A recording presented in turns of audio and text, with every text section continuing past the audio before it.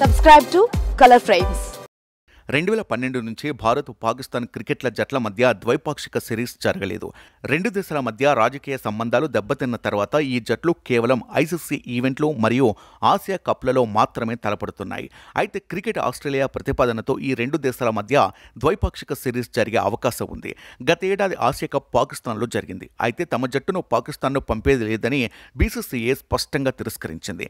అయితే వన్డే ప్రపంచ కప్ కోసం పాకిస్తాన్ జట్టు భారత్కు వచ్చింది. కానీ ద్వైపాక్షిక సిరీస్లకు ఇది సాధ్యం కాదు.